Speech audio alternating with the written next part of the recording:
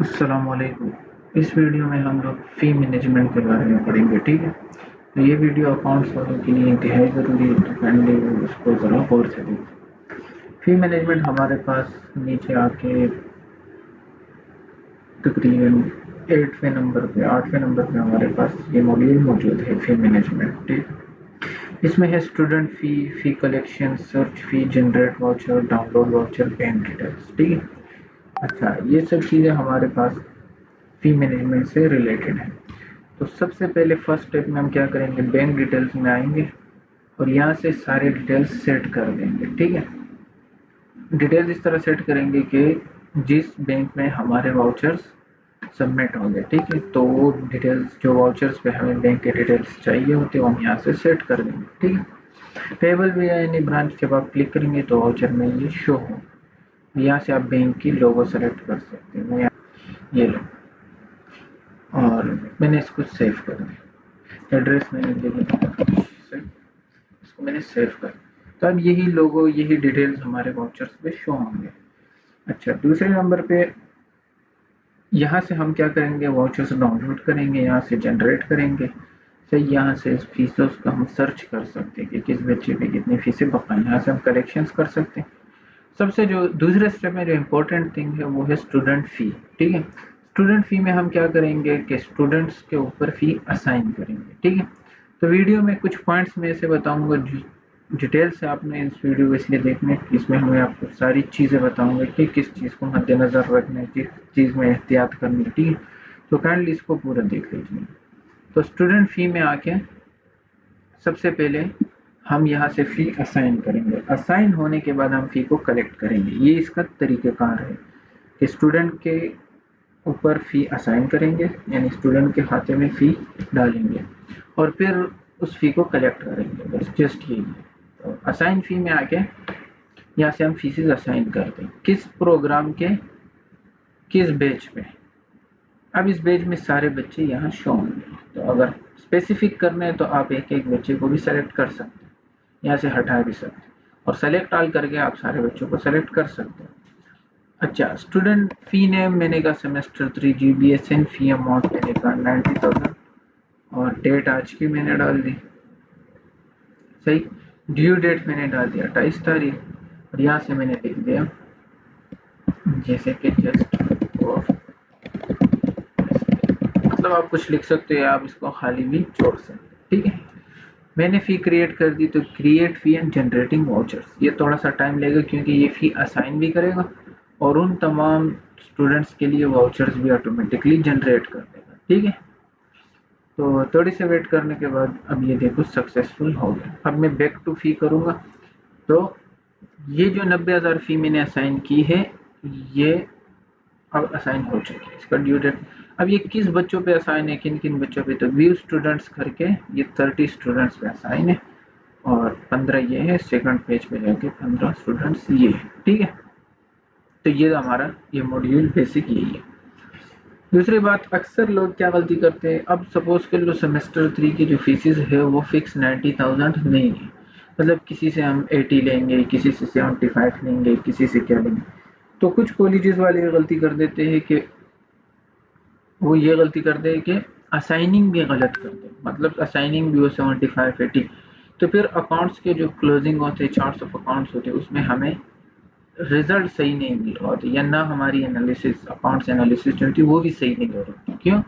क्योंकि अब अगर आप 90 असाइन करोगे और 10,000 डिस्काउंट में डाल के उससे 80 वसूल करोगे ना, तो आपको डेटा का पता होगा कि हमारी फीसें कितनी होनी चाहिए थी, हमने कितनी कलेक्ट कर दी, हमने डिस्काउंटें कितनी कर दी। तो ये 3-4 चीज़ें आपको सही पता चल जाएंगी। और अगर आप 80 असाइन करके 80 ही कलेक्ट कर दोगे तो फिर आपको पता ही नहीं होगा कि कितने हमने डिस्काउंटें की और कितने फीस हमें कमाई। तो ये सारी चीज़ें फिर मिस हो जाती है। तो काइंडली इस चीज़ पे ज़रा ध्यान देना कि फ़ी असाइन आपने अपने स्टैंडर्ड्स के मुताबिक करनी है। भले आप किसी से 10,000 वसूल कर दो, 90,000 डिस्काउंट कर दो, जो भी कर दो, ठीक है। ये तो आ गई हमारा ये। अच्छा, अब फ़ी कलेक्शन, ये जो फ़ी अभी हमने असाइन की ना 90,000, अब मुझे इसको कलेक्ट करना है, ठीक है। या मुझे इनके जो 30 बच्चों पे ये फ़ी असाइन है ना, मुझे ये 30 के 30 वाउचर्स चाहिए। तो ये जो मॉड्यूल है ना, ये 5वें नंबर पे डाउनलोड वाउचर्स, यहाँ आके कर सकते हैं। ये जो भी हमने फी असाएंगे, जस्ट फी सेलेक्ट करके डाउनलोड पे क्लिक कर दो तो आपके सारे वाउचर्स थोड़ी देर में डाउनलोड हो जाएंगे। ठीक है। अच्छा, अब मैं वापस स्टूडेंट फ़ी में आता हूँ। अब जो ये फ़ी मैंने 90 हज़ार असाइन की, इनको मैं कलेक्ट कैसे करूँ, इनके वाउचर्स, इन सारी चीज़ें अब देखते हैं। अच्छा, इनको कलेक्ट करने के दो तरीके हैं। पहला तरीका फ़ी कलेक्शन में जाना है, दूसरा तरीका व्यू स्टूडेंट में जाना है। आपकी मर्ज़ी है, आपको जो आसान लगे। तो लाजमी ये हमारे सामने ही होते तो ये ज़्यादा आसान है, क्योंकि इस पर व्यू स्टूडेंट पे क्लिक करके सारे स्टूडेंट्स आ जाएंगे। सही। अच्छा, यहाँ से डिलीट का बटन है। डिलीट का मतलब ये फीस आमिर से हटा दो, मुझे आमिर से 90 हज़ार फी लेने ही नहीं है, तो आमिर से आप हटा सकते हो, स्पेसिफिक बंदे से डिलीट कर सकते हो। जैसे मैं इसको डिलीट करूँ, ठीक है, तो आमिर से फी डिलीट हो जाएगी। अब मुझे सना से फी कलेक्ट करवाना है, तो कलेक्ट फी पे क्लिक करके आप सना के अकाउंट में आ जाते हैं। ठीक है। तो ये आपको बता देते हैं कि सना, इसके बेसिक डिटेल्स आ जाएंगे। यहाँ से अनपेड 90 हज़ार, ये सारी चीज़ें डिटेल्स शो हो जाएंगी। अच्छा, यहाँ पर 4 किस्म के एक्शन है। एक तो डिलीट है, इससे ये फी डिलीट हो जाएगी। एक तो एडिट है, इसमें आप कोई चेंजेस करना चाहते हो। ठीक है, नाम चेंज करने, फी का अमाउंट चेंज करनी है तो आप एडिट कर सकते हो इसको। ठीक है। एक है कलेक्शन, ये हम देखते हैं, और एक है फी वाउचर। फी वाउचर पे क्लिक करोगे तो इस 90 हज़ार रुपये का वाउचर हमारे पास आ जाएगा। देखो, जो बैंक डिटेल्स है वो भी यहाँ शो है। अब जस्ट आप इसको प्रिंट करके सेव एज पीडीएफ कर सकते हो, या प्रिंटर सेलेक्ट करके आप प्रिंट कर सकते हो। ठीक है। अच्छा, ये तो हमारे हो गए। ये हर एक फी की वाउचर आप यहाँ से भी कर सकते हो, और डाउनलोड वाउचर्स में आपके तमाम स्टूडेंट्स के वाउचर्स डाउनलोड हो जाएंगे, और यहाँ से आप स्पेसिफिक बच्चे का जो वाउचर है वो कर सकते हैं। ठीक है। दूसरी बात पे आते हैं कलेक्शन। कलेक्शन के भी बहुत सारे तरीके। एक तरीका तो ये है कि आप लमसम सारा कलेक्ट कर लो। जैसे मैं 90 हज़ार कलेक्ट करना चाह रहा हूँ, जस्ट मैं इसको कलेक्ट,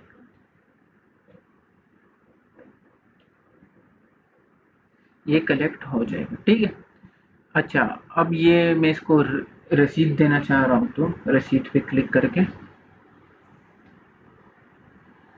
ये रिसिप्ट आ जाएगा। तो इसको प्रिंट करके आप दो जगह काट दो, एक अपने फाइल में लगा दो, उसमें पेमेंट आईडी वगैरह ट्रैकिंग के लिए वो भी मौजूद है, और एक जो स्टूडेंट को दे दो। ठीक है। तो अच्छा है, मैंने गलती से कर दी तो आप इसको रिवर्ट भी कर सकते हैं। ठीक है।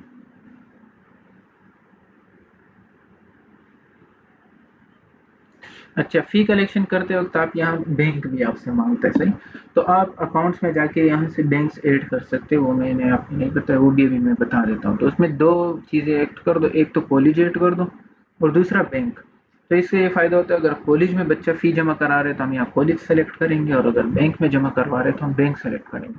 तो इससे हमें पता होगा कि कॉलेज में कितने पैसे आए और बैंक में कितने पैसे आए। ठीक है। और कौन कौन सी फ़ी कॉलेज में आई, कौन कौन सी फ़ी बैंक में आई। तो ये का अभी यहाँ लिस्ट इज एम्प्टी, तो आप इसको कैसे फिल कर सकते हो, आप नीचे आके ना अकाउंट्स में, यहाँ से बैंक्स है, इसको न्यू टैब में खोल के बता देता हूँ। नो बैंक ऐड, मैंने एक बैंक ऐड कर दिया। ठीक है, जैसे कि कॉलेज के नाम से बैंक, इसको मैंने डिटेल सारे डेमो दे दिए।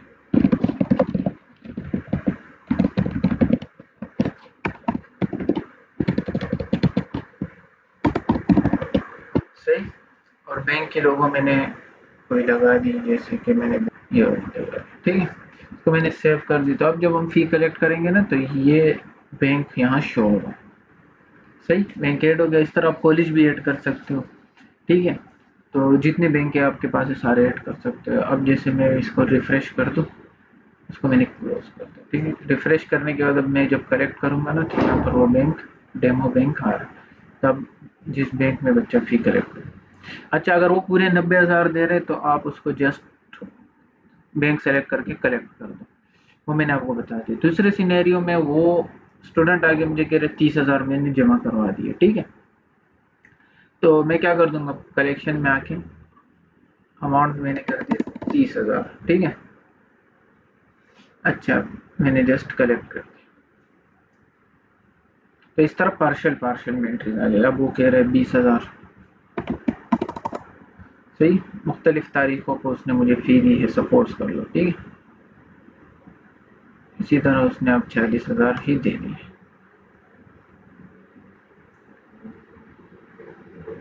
अब उसकी फ़ी पेड तो हो गई, और अब मुझे पता है कि ना एक तारीख को उसने 30 दिए, दूसरे को 20 दिए, फिर 40 दिए, तो स्टूडेंट को भी रिकॉर्ड का पता है। कल को अगर वो कुछ कहे कि मेरी की फ़ी पेड है या अनपेड है या किस कोई मसला है, तो आप उसको एक एक आईडी करके, और वो रसीदों में भी ये पेमेंट आईडी आ रही होगी, तो आप उसको ट्रैकिंग करके ही बता सकते हो कि आपकी फ़ी पेड है और किस तरीके से आपने पेड की हुई है। ठीक है, ये तो हो गया दूसरे सिनारियो। अब मैं किसी और स्टूडेंट के अकाउंट में आ जाता हूँ, जैसे उस्मान के अकाउंट में आ जाता हूँ। ठीक है, अब उस्मान की फ़ी कैसे कलेक्ट करते हैं? अब उस्मान को हम डिस्काउंट करना चाह रहे हैं कि उस्मान की फ़ी 90 नहीं है, वो जमा करेगा 70,000 रुपये। ठीक है, तो मैं यहाँ आके मैं यहाँ जस्ट लिख देता हूँ ना 70,000, डिस्काउंट मैंने इसको कर दिया 20,000। सही, फाइन वाइन उस पर कुछ नहीं है, मैंने उसको कर दिया वो।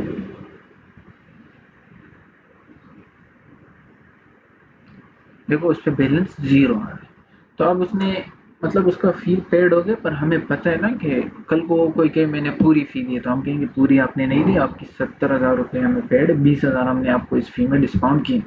तो इस तरह रिपोर्ट्स बनाते वक्त, हर क्लोजिंग करते वक्त हमें सॉफ्टवेयर खुद बताएगा कि इसमें कितनी डिस्काउंटिंग हो चुकी है। ठीक है, तो डिस्काउंट करने का तरीका ये, इसी तरह फाइन करने का तरीका भी वही है।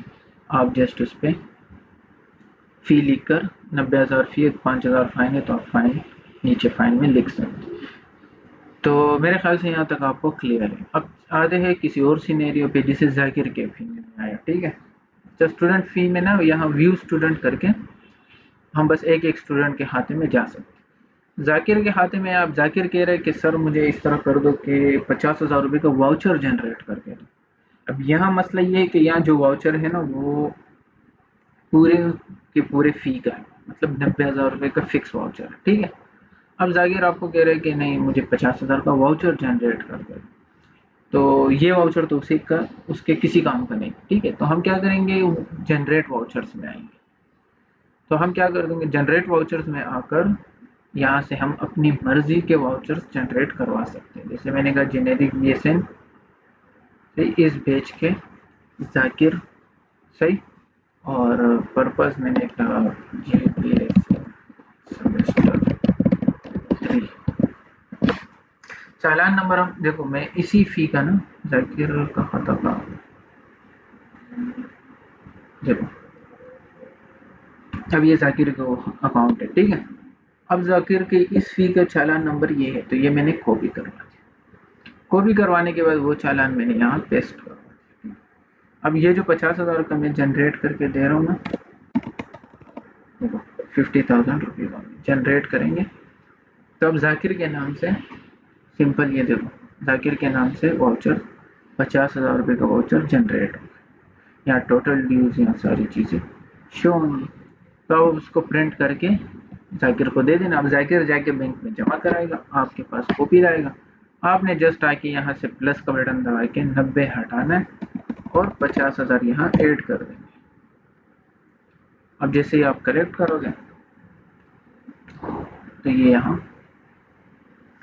50,000 शो कर देगा। ठीक है, तो क्या करना है कि जनरेट वाउचर्स में बच्चों को मुख्तलिफ वाउचर जनरेट करके देने हैं। जब वो कलेक्ट करके वो पे करके आ जाते हैं, आपने जस्ट स्टूडेंट फी में आके,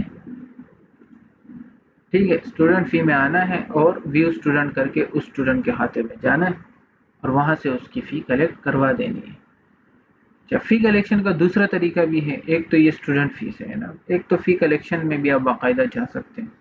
सही, फ़ी कलेक्शन में जाके मैं जस्ट सर्च कर सकता हूँ कि इस प्रोग्राम के इस बैच के बच्चे बताओ, तो सारे आ जाएंगे। अब जाकिर से करना है तो ग्रीन बटन पे क्लिक कर दो, तो आप उसी अकाउंट में आ जाएंगे। ठीक है, तो फ़ी कलेक्शन से भी आप जा सकते हो, स्टूडेंट फ़ी में आप फ़ी असाइन करवा सकते हो। अच्छा, ये तो हमारे काफ़ी सिनेरियोज हो गए। अब आते हैं कुछ और केसेस पे, और क्या केसेस आ सकते हैं। अच्छा, एक केस ये आ सकता है हमारे पास के, जैसे कि जाकिर है ना, अच्छा यहाँ से मुझे सेमेस्टर 5 की फ़ी असाइन करवानी हो, तो मैंने आपको शुरू में बता दिया था कि आप असाइन फ़ी में आकर मुख्तलिफ फीसेस बच्चों पे असाइन करवा सकते हैं। पर यहाँ ये मसला है कि यहाँ से फ़ी ज़्यादा बच्चों पे असाइन होती है। चलो एक टाल मतलब 5, 10, 20, 30 सारे बैच पे। सही, अगर लेट सपोज कर लो कि मुझे लेट सपोज कर लो मुझे सिर्फ जाकिर पे फी असाइन करवानी है, तो यहाँ से असाइन करना फजूल है। क्यों? क्योंकि यहाँ से एक एक बच्चे की इस तरह एंट्री करेंगे तो यहाँ पर ये जो हमारे पास स्टूडेंट फी है ना, यहाँ पर एंट्रीज बढ़ती जाएंगी, फिर बहुत ज़्यादा हो जाएंगे, और एक एक बच्चे के लिए हमने एंट्री की होगी तो इतनी बड़ी ज़्यादा लिस्टें होगी, तो फिर हमारे पास आगे जाके बहुत ज़्यादा मसला बन जाता है। ना हम उसको डिलीट कर सकते हैं क्योंकि रिकॉर्ड ख़राब होगा, और ना उसको रख सकते क्योंकि इतनी ज़्यादा एंट्रीज होगी आपके यहाँ से, तो फिर आप कंफ्यूज रहेंगे। तो जब आपने किसी एक बच्चे पे या दो बच्चों पे खाली फी असाइन करवानी हो ना, जैसे उसको आपने कोई जुर्माना कर दिया, उसने कोई चीज़ बाई कर दी, कोई भी इशू आए ना, और आप चाहते हो कि मैं सिर्फ और सिर्फ एक बच्चे पे फी असाइन करवा दूँ, जैसे मुझे सिर्फ और सिर्फ जाकिर पे चाहिए, तो गलती नहीं करना कि आप यहाँ से आकर फी सिर्फ जाकिर पे असाइन कर दो। वहाँ से असाइन सब कुछ सही हो जाएगा, पर एंट्रीज बढ़ जाएगी। सही, एंट्रीज बढ़ जाती, तो हम क्या करेंगे, जाकिर के खाते में आएंगे। ठीक है, जाकिर के खाते में आने के बाद हम जस्ट क्या कर देंगे, यहाँ से भी एक असाइन बटन है, हर स्टूडेंट के अकाउंट में एक असाइन बटन है, इस पे जब आप क्लिक करेंगे, और मैंने कहा कि फाइन लगाया हमने, जाकिर ने कोई मसला बनाया, कोई चीज़ तोड़ी है कॉलेज में, और उस पर हम फाइन लगा रहे 10,000 रुपये। ठीक है, और आज लग गया फाइन, और 3 दिन में ये पे करें। आप डिस्क्रिप्शन में लिख सकती है ना, ये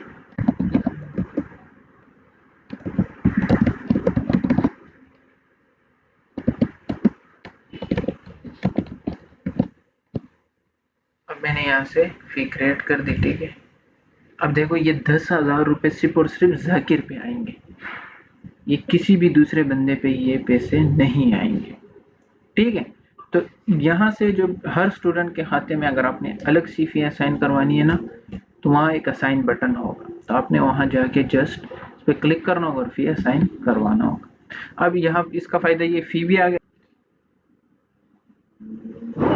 ठीक है, तो जाके वाउचर चाहिए तो आप यहाँ से, वाउचर इसका बन चुका है, आप इसको एडिट करना चाहते हो, डिलीट करना चाहते हो, तो सारी चीज़ें आप कर सकते हो। तो उम्मीद है ये भी आपको क्लियर हो चुका होगा। ठीक है, और सर्च फी में हम फीसिस देखो, स्टूडेंट फी आपको समझ आया कि तमाम बच्चों पे फी असाइन करवाना, और वहाँ से कलेक्ट भी कर सकते हैं, फी कलेक्शन से भी आप कलेक्ट कर सकते हो। जनरेट वाउचर में हम वाउचर्स जनरेट कर सकते हैं मुख्तलिफ अमाउंट के। ठीक है, डाउनलोड से हम डाउनलोड कर सकते हैं, और बैंक डिटेल्स हम वाउचर्स में जो बैंक से उसके डिटेल चेंज कर सकते हैं। अच्छा, जनरेट वाउचर में एक और चीज़ भी हो, मैं आपको बताना भूल गया, वो ये कि अगर आपके पास कोई स्टूडेंट एडमिशन उसका हुआ ही नहीं है, सही इनरोल ही नहीं है, तो आप उसको वाउचर देना चाहते हैं, जैसे ज़्यादातर न्यू एडमिशन में ये केस ज़्यादा आता है, तो आप इसका अपनी मर्जी से भी बना सकते हैं। जैसे बाबर,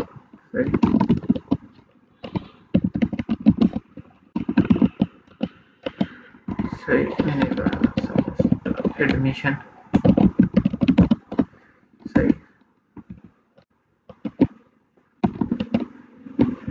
यहाँ से मैंने एक डेट सेलेक्ट कर दी। अब देखो मैं इस कॉलेज में हूँ ही नहीं, सही, फिर भी मेरा वाउचर जनरेट हो जाएगा। जनरेट वाउचर ये आ जाए।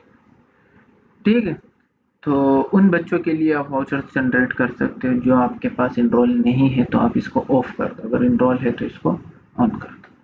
ठीक है, अच्छा, जनरेट वाउचर भी क्लियर होगा। आखिर में है सर्च फी, सर्च फी पे जस्ट क्लिक करेंगे, और यहाँ आकर GBSN के इस बैच के जाकिर के मुझे पेड फीसिस बताओ। पेड कोई नहीं है, मुझे उसके अनपेड बताओ, तो अनपेड उसका ये है, मुझे पार्शियल जो उसने पेड की वो ये है, मुझे उसके सारी फीसिस बताओ तो ये है। तो इसी तरह आप जल्दी जल्दी सर्चिंग कर सकते हो मुख्तलिफ फिल्टर्स लगा कर। ठीक है, सिर्फ मुझे जिया की फीसिस बताओ तो आ जाएंगे। तो कोई पेरेंट पूछने आ जाते हैं, या स्टूडेंट अगर आपसे पूछने आ जाते हैं कि मिस मेरा या सर मेरा क्या हिसाब किताब है, तो आप सर्च फी में आके उसको सारे रिकॉर्ड्स बता सकते हैं। ठीक है, तो आज के लिए इतना ही काफ़ी है, और अगर कोई इशू हो तो आप ज़रूर क्वेश्चंस कर सकते हो। ठीक, थैंक यू।